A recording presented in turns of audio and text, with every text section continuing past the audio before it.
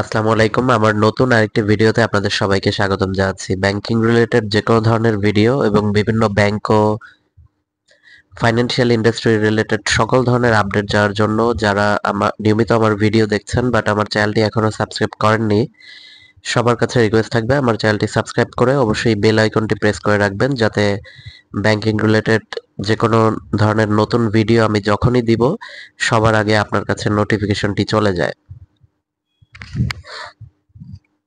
তো আজকের ভিডিওতে আমি আলোচনা করব বাংলাদেশ ব্যাংক কিন্তু রিসেন্টলি গত 9 মার্চ 2025 তারিখে একটি সতর্কতামূলক সার্কুলার জারি করেছে বা একটি সতর্ক বার্তা দিয়েছে। সেটি হচ্ছে বেশ কিছু জায়গায় বাংলাদেশ ব্যাংক জনগণকে তাদের যে টাকা সেটি রাখতে নিরুৎসাহিত করেছে। মুনাফা দেওয়ার নামে প্রতারণা করে সাধারণ মানুষের অর্থ লুট করেছিল এর আগে আমরা জানি যুবক, ডেস্টিনির মতো বেশ কিছু প্রতিষ্ঠান।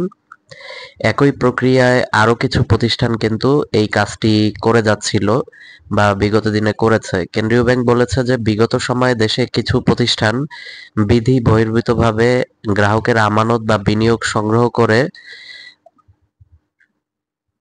রেফারেলের ভিত্তিতে কমিশন প্রদান এবং অস্বাভাবিক এবং অযৌক্তিক হারে উচ্চ মুনাফা প্রদানের নামে প্রতারণার ঘটনা ঘটিয়েছে, যেমন যুবক, ডেস্টিনি ইত্যাদি। এছাড়া অস্বাভাবিক মূল্য ছাড় ও ডিসকাউন্টে বিভিন্ন ই-কমার্স পণ্য বিক্রির নামে জনগণের সাথে প্রতারণার নজিরও আছে, যেমন ই ভ্যালির কথা যদি আমরা বলি।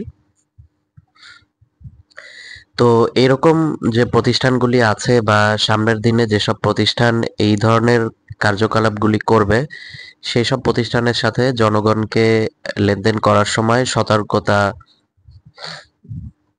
অবলম্বন করার কথা বলেছে বাংলাদেশ ব্যাংক। আর এই ধরনের অস্বাভাবিক এবং অযৌক্তিক হারে উচ্চ মুনাফা প্রদান এবং রেফারেলের ভিত্তিতে কমিশন প্রদান করা পিরামিড বা পঞ্জি স্কিম বা মাল্টিলেভেল মার্কেটিং এমএলএম এর অন্যতম বৈশিষ্ট্য, যা অনেক ক্ষেত্রে ঝুঁকিপূর্ণ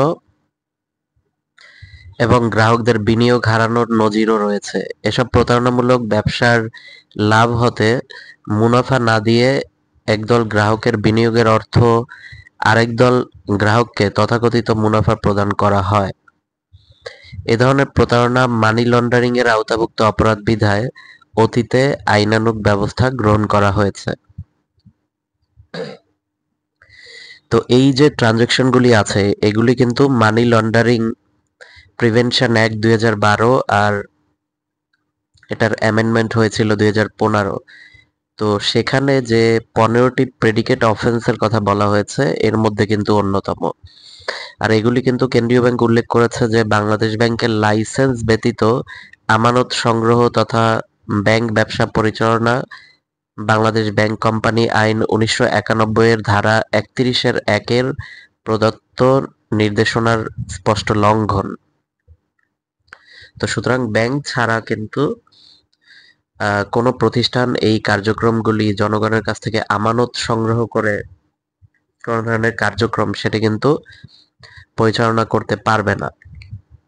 আর বাংলাদেশ ব্যাংক এই সতর্কতামূলক বার্তায় আরো বলেছে যে সাম্প্রতিক একই ধরনের প্রতারণামূলক কর্মকাণ্ড পরিলক্ষিত হওয়ায় তা বর্তমানে অনুসন্ধানের আওতায় আনা হয়েছে।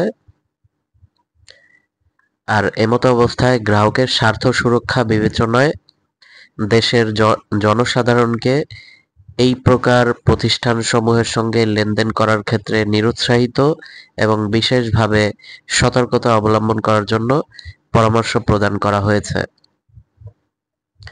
এ ধরনের কোনো প্রতিষ্ঠানের সংবাদ জানা থাকলে বাংলাদেশ ব্যাংককে জনগণ জানাবে, এটি বলা হয়েছে। তো এই ছিল আজকের ভিডিওটি যারা ধৈর্য ধরে দেখলেন অসংখ্য ধন্যবাদ। আসসালামু আলাইকুম।